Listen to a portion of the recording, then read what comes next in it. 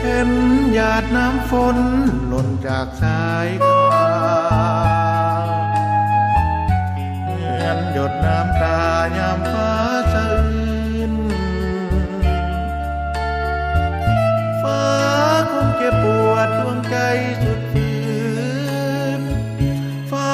คงสะอื้นมองมนจนช้ำสวงในกอดเครื่องไขจึงแอบประทม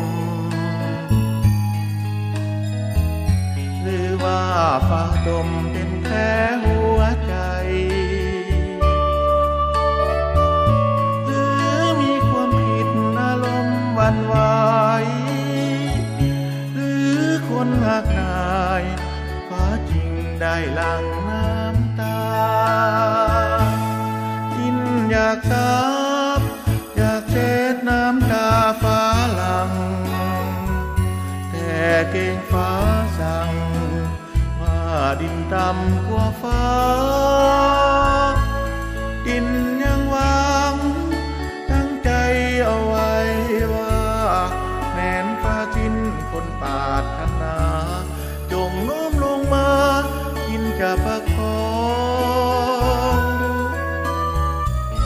ฟ้าอย่าโศกสันอย่าหวั่นเกรงกลัว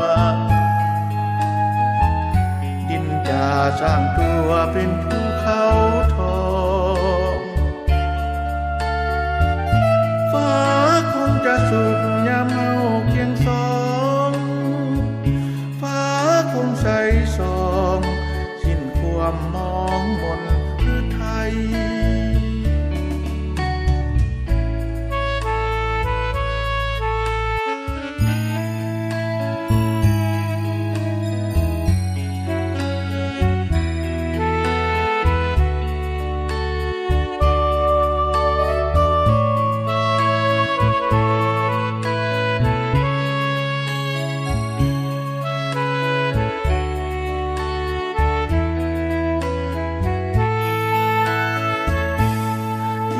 อยากสาบอยากเช็ดน้ำตาฟ้าหลังแต่เก่งฟ้าสั่งว่าดินต่ำกว่าฟ้าดินยังหวังตั้งใจเอาไว้ว่าแม้นฟ้าสิ้นคนปรารถนาจงโน้มลงมาดินจะประคองฟ้าอย่าโศกสันอย่าหวั่นเกรงกลัวดินจะสร้างตัวเป็นภูเขาทองฟ้าคงจะสุขยามเฮาเคียงสองฟ้าคงใสสองสิ้นความมอง